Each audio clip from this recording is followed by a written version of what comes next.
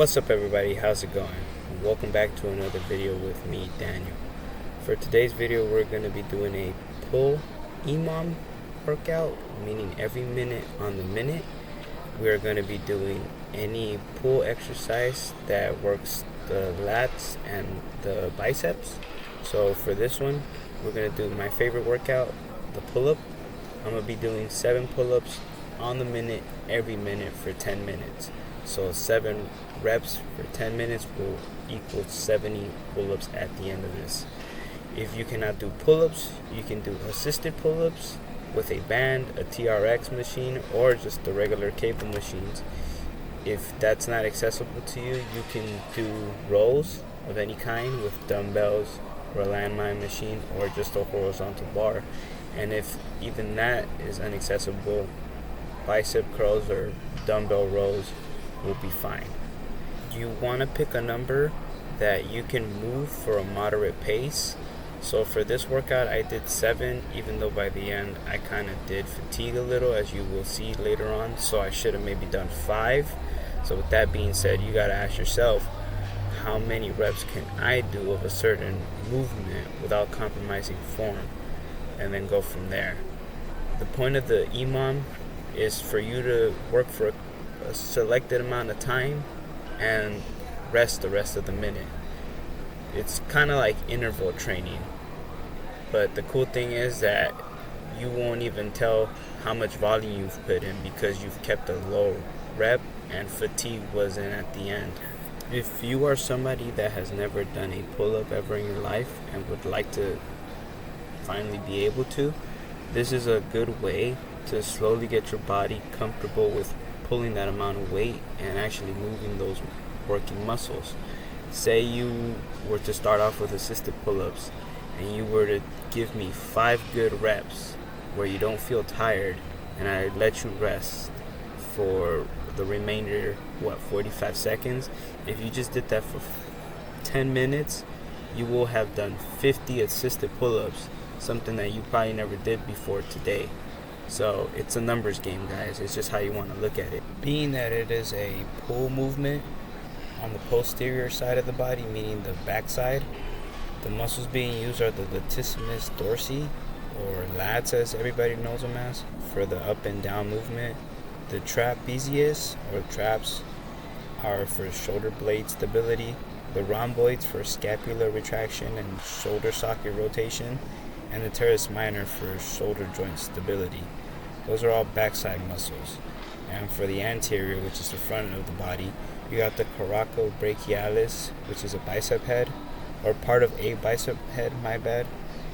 The brachialis, the other side of the bicep head, and the brachioradialis, the forearm area, which is usually from grip strength. Pull-ups are a time-tested method of gaining back and arm muscle strength, and overall it's just something that every human, I believe, should be able to do.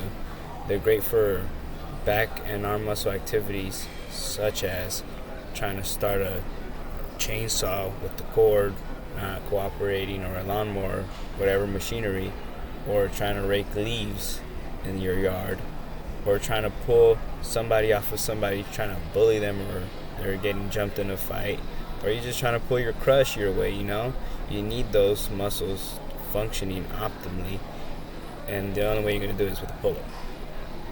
Different grips will give you different results in muscle group function and exercise selection. So if you use a grip where your fingertips are facing away from you and onto the bar, that is going to activate more of the backside muscles. If you have a neutral grip, meaning both fingertips are facing each other, like I have in this video right here, it's going to attack both the front and back sides simultaneously. And if you do the grip where the fingertips are facing your way, that would simulate more of a chin-up, which would activate more of the biceps.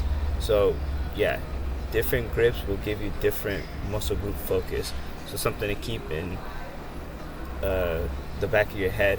And one thing I should say also is that biceps fatigue quicker than lats. So you may not get as much reps because you don't need as much activation. Now that I've explained everything about the workout selected here and the benefits about it, let me use the remainder of this time to put you guys up on some game, some street gospel, if you will. So today's lesson is to focus on the main thing. So oftentimes life has a way of throwing a bunch of problems our way or a bunch of inconveniences, and it kind of tests our limits at points, and you may feel stressed out, anxious, or just overall not at peace. And so sometimes it's just best to focus on the main thing. Remember the main reason why you're doing something and why you are facing it.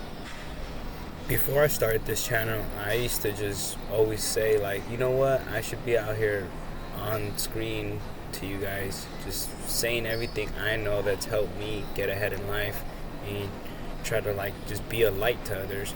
And since doing so, like, there's been a lot of drama and a bunch of stuff that kind of has opened my eyes, and I'm like, wow, I didn't know it would be like this, or I just had kind of some cold truths hit me.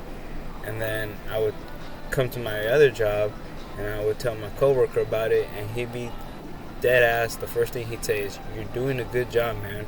Remember why it is you started it. Focus on the main thing at all times. Like, why are you here? You know what I'm saying? Whether it be internal factors like your attitude on stuff, your mindset, or external factors being other people's attitudes or mindsets and just stuff happening, like situations occurring or decisions being made by others that react to your life. Either way, you shouldn't let it stray away so much from the original plan that you had in mind. Focus on the plan and not your moods.